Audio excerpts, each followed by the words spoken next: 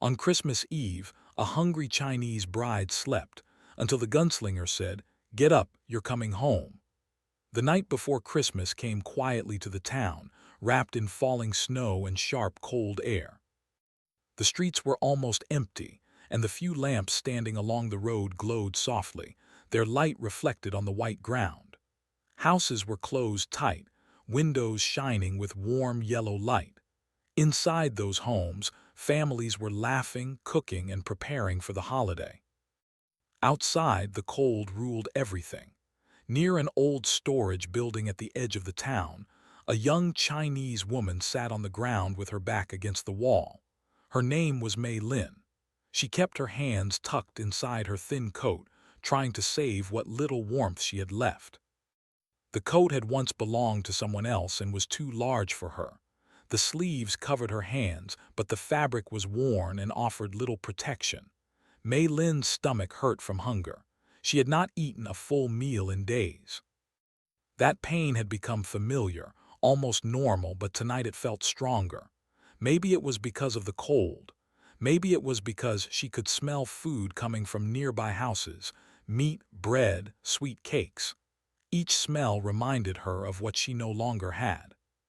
She lowered her head and closed her eyes for a moment, telling herself not to think about it. Thinking only made the pain worse. Just a few months earlier, she had believed her life was finally changing. She had left her homeland with hope in her heart and fear hidden deep inside her. People had told her that marriage would bring safety, that her future husband would take care of her. She trusted those words because she wanted to believe them. She had worn a simple wedding dress, not white but light red, the color her family said meant good luck. But luck never came. The man she married brought her across the ocean, then across long roads, until they reached this distant land. At first, she tried to please him. She cooked, cleaned, and stayed quiet. She smiled even when she was lonely. But as time passed, his kindness disappeared. He began to see her as a burden, someone who did not belong. One morning, after an argument she barely understood because of the language he left. He told her to wait. She waited all day, then all night. He never came back. At first, Mei Lin believed it was a mistake. She stayed in the small room they had rented, hoping he would return. When the owner told her she had to leave, she begged, but her words were broken and her voice weak. With no money and nowhere to go, she was pushed into the street. Since then, every day had been about survival. She tried to find work, but it was hard. She did not speak the language well, and people were suspicious of her. Some ignored her. Some looked at her with cold eyes. A few offered help, but only for a short time. When winter arrived, things became much worse. Tonight was Christmas Eve, though Mei Lin did not fully understand the holiday. She only knew that it was a time when families stayed together and shared food. In her homeland, this night would have been quiet, but not lonely like this. Snowflakes landed softly on her hair and shoulders. She brushed them away, but more kept falling. Her fingers were numb. Her feet felt like ice. She stood up for a moment, trying to move her legs, but dizziness forced her back down. She pressed her forehead against her knees and whispered to herself, telling her body to hold on just a little longer.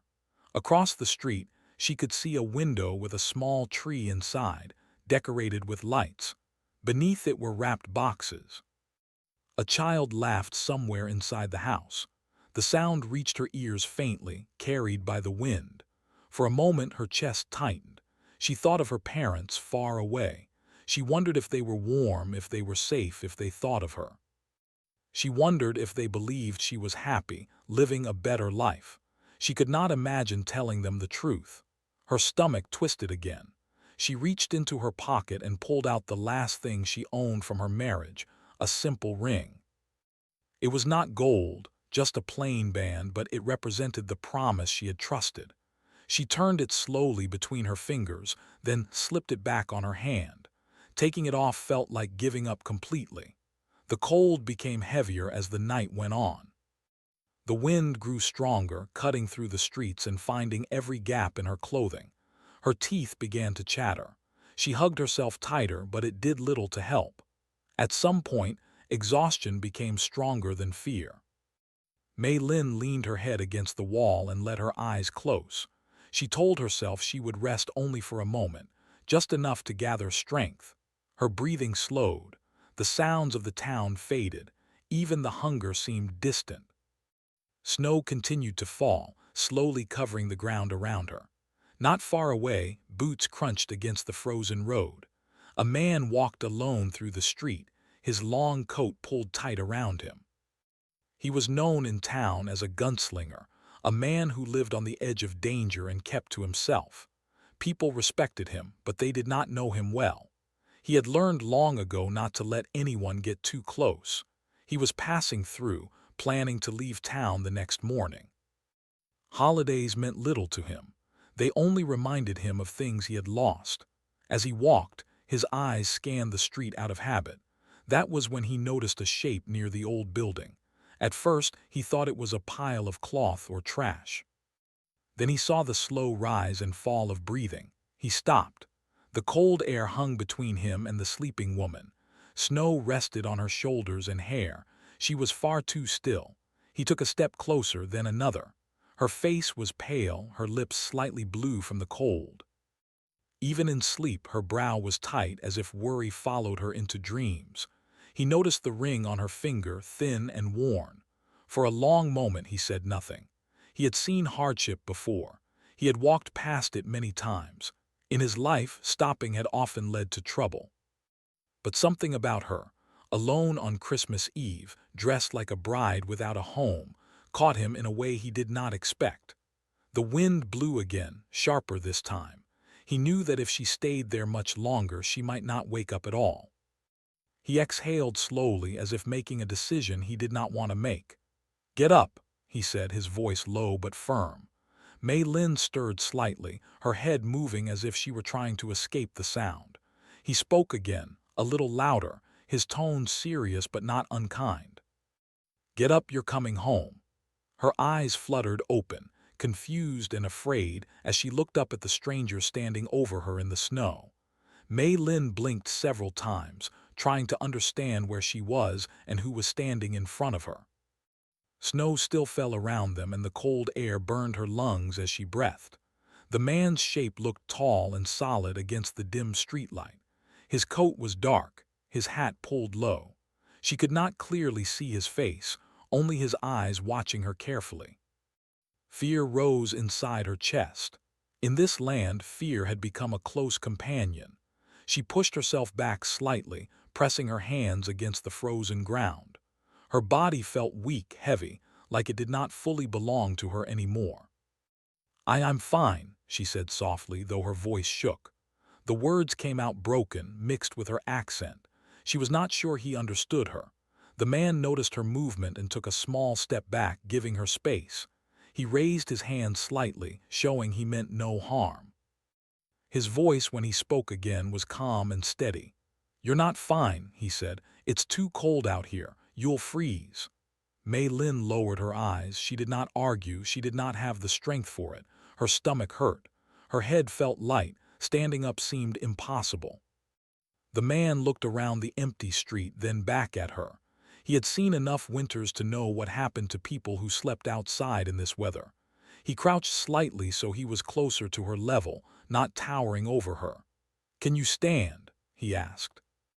She hesitated, then nodded slowly. With effort, she placed her hands against the wall and tried to rise. Her legs trembled the moment she put weight on them. She almost fell, but the man quickly stepped forward and caught her arm. His grip was firm but careful, as if he knew she might break. She stiffened at his touch, but he released her as soon as she found her balance. "Easy," he said. "Take your time." She managed to stand, though the world swayed slightly around her. Snow crunched under her thin shoes. She wrapped her arms around herself, trying to stop the shaking.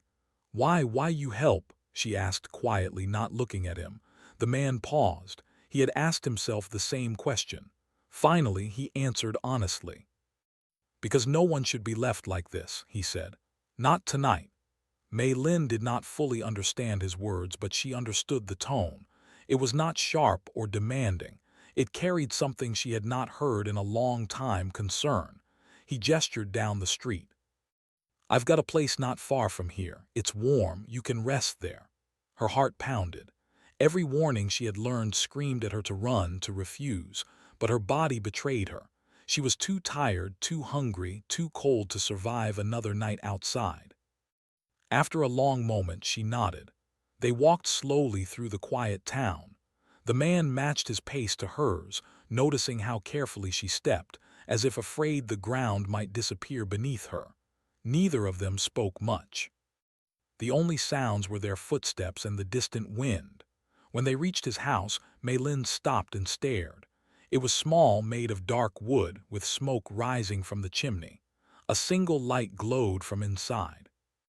It did not look rich or grand, but to her it looked like safety. The man opened the door and stepped aside. Warm air rushed out, carrying the smell of burning wood and simple food. Mei Lin hesitated at the doorway, her hand gripping the edge of her coat. "It's okay," he said. "Come in." She stepped inside slowly.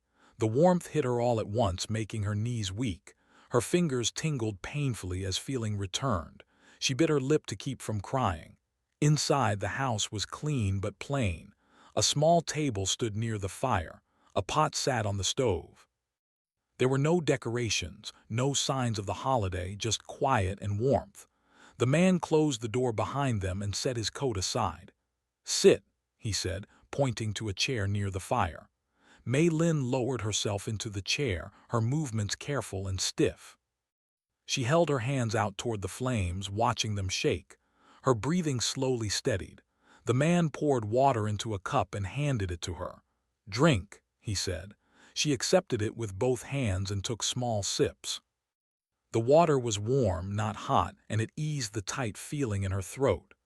"I'll get you something to eat," he said, turning back to the stove. Her eyes followed him. She watched how he moved, quiet, controlled, used to being alone. He stirred the pot and placed a bowl on the table. The smell made her stomach tighten painfully. He set the bowl in front of her. Inside was soup, simple but steaming. She stared at it, frozen. "Go on," he said gently. "Eat slow." Her hands trembled as she lifted the spoon. The first taste made her eyes fill with tears. She had forgotten how it felt to eat something warm, something meant for comfort. She forced herself to slow down, remembering his words. The man sat across from her, watching without staring. He did not ask questions. He did not rush her. That alone made her feel safer. When she finished, she leaned back slightly, exhausted but warmer than she had been in weeks. Her eyelids felt heavy. "You can sleep," he said. "There's a bed in the back room." She looked up, uncertain. You not angry?" she asked. He shook his head. "No." After a moment, he added, "You don't owe me anything." Those words hit her harder than the cold ever had. She nodded slowly, standing with effort. He showed her to the small room where a clean blanket lay on the bed. She sat down, then lay back carefully. The mattress felt soft beneath her tired body. As she pulled the blanket around herself, warmth finally reached deep inside her bones. Before leaving the room, the man paused at the door. "I'm called Jack," he said. "Get some rest." "Mei Lin," she replied softly. He nodded once and closed the door gently behind him. As she lay there, listening to the crackle of the fire in the other room, Mei Lin stared at the ceiling. Fear was still there, but it was quieter now. For the first time since she had been abandoned, she was not alone in the dark. Outside, snow continued to fall, but inside the small house, the night slowly began to change. Morning came slowly. The light outside was pale and quiet, filtered through clouds heavy with snow. Inside the small house, the fire had burned low, leaving only soft warmth in the air. Mei Lin woke with a start, unsure of where she was. For a brief moment, fear rushed back, sharp and familiar. Then she felt the blanket around her shoulders. She sat up slowly, listening. The house was silent except for a faint sound from the other room. Someone moving, someone real. Her heartbeat slowed a little. She looked down at herself. Her clothes were still the same, worn and thin, but they felt warmer now. Her hands no longer shook as badly. The pain in her stomach had softened, replaced by a dull ache instead of sharp hunger. Carefully, she stood and walked toward the doorway. Her steps were quiet, almost unsure if she was allowed to exist in this place. Jack was at the table, pouring water into a cup. He looked up when he heard her and nodded. "Morning," he said simply. She hesitated, then nodded back. "Morning." Her voice sounded strange to her own ears. It had been a long time since she had spoken after sleeping safely. "Sit," he said, pulling out a chair. She did. He placed a plate in front of her with bread and eggs. The smell was gentle, not heavy, and it made her stomach tighten again. "Eat slow," he reminded her. She obeyed.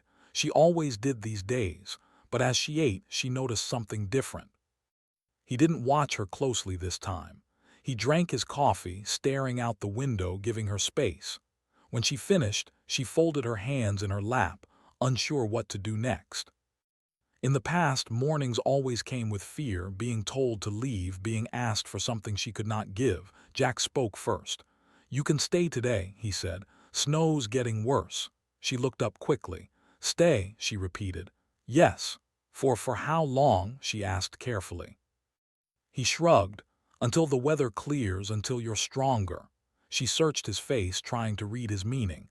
There was no anger there, no expectation, just honesty. "Thank you," she said quietly. The day passed slowly. Jack went about his work, fixing a loose board near the door, chopping wood, cleaning his tools. Maylin stayed near the fire, watching, listening, learning the rhythm of the house. She noticed how quiet he was. He spoke only when needed. When he did speak, his words were simple and clear. He never raised his voice.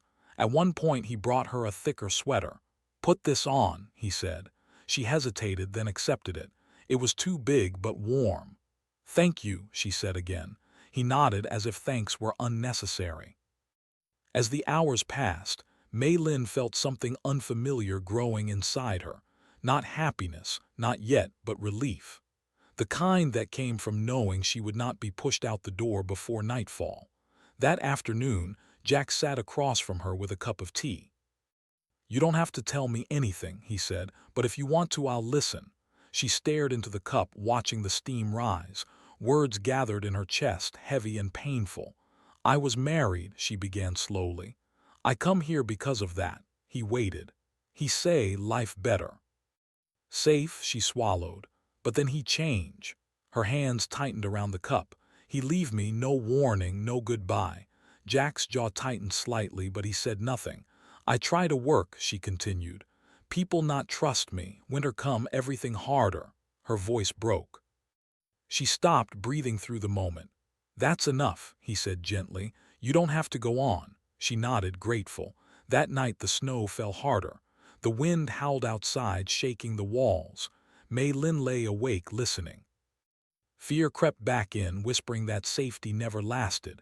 She heard Jack move in the other room, checking the door, adding wood to the fire.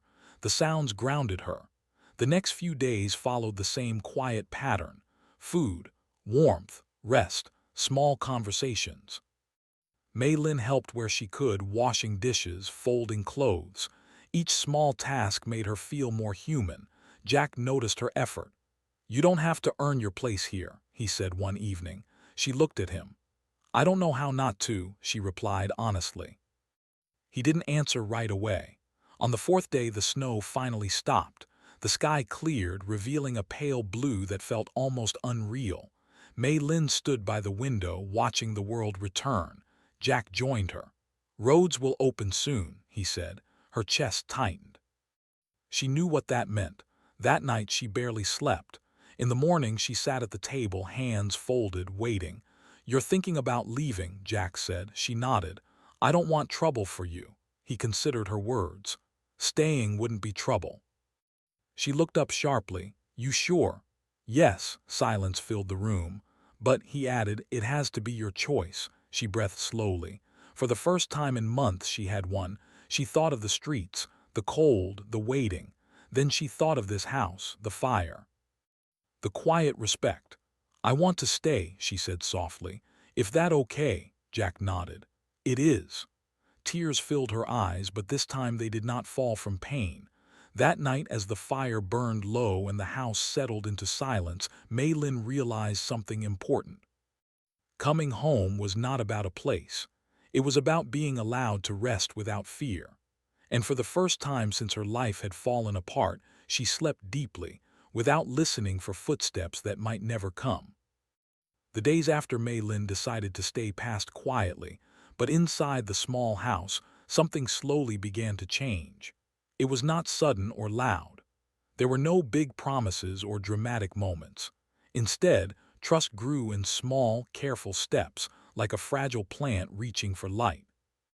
Every morning, Mei Lin woke before Jack.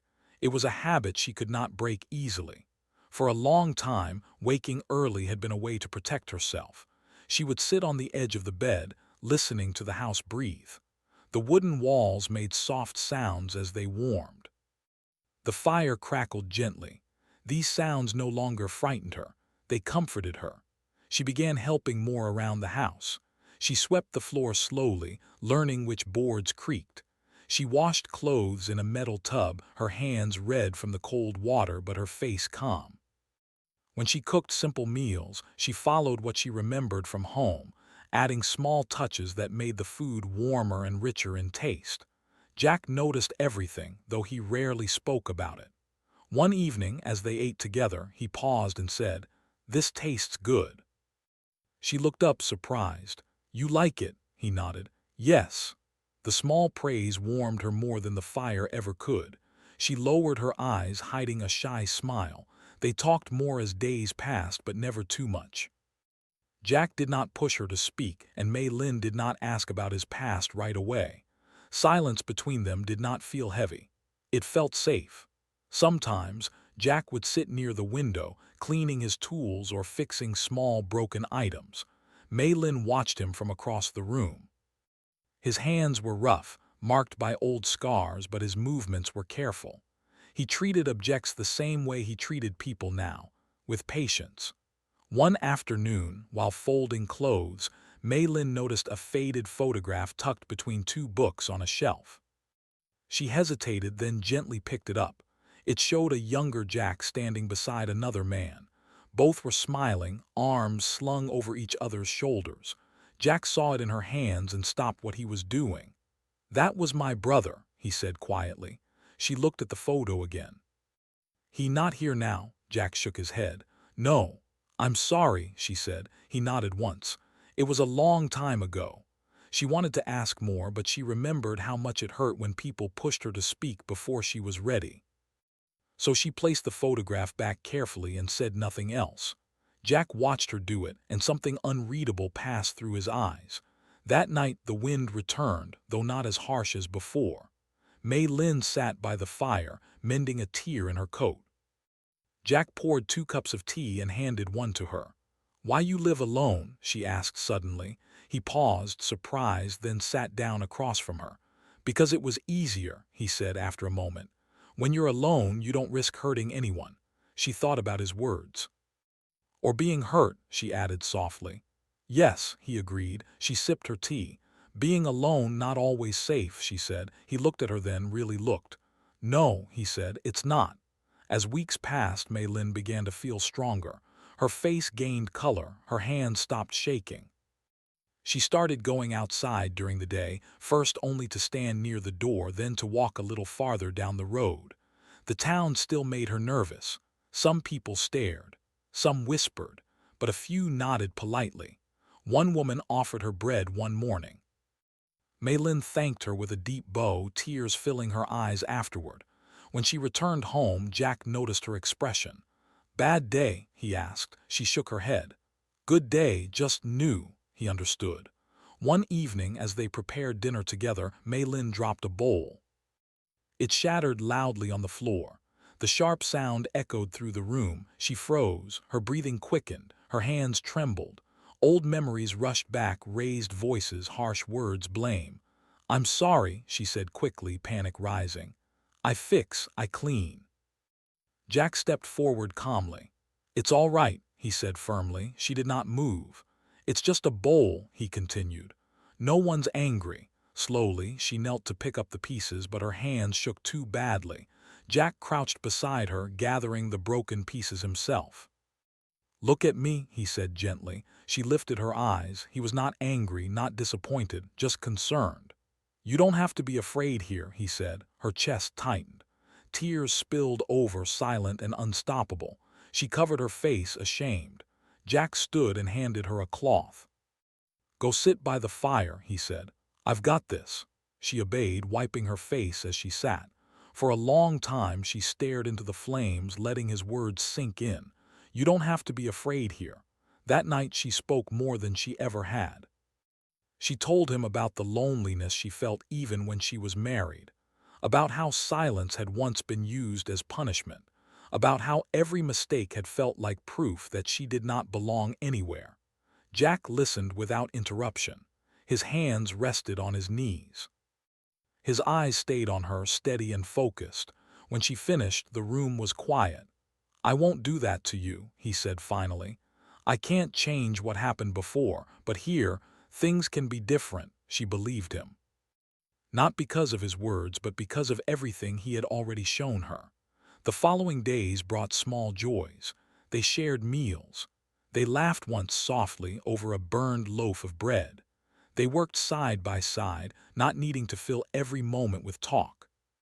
One afternoon, Jack returned from town with a small paper package. "For you," he said, handing it to her. She opened it carefully. Inside was a scarf, thick and soft, pale blue in color. "For the cold," he added. Her fingers brushed the fabric. "It's beautiful," she said. She wore it every day after that.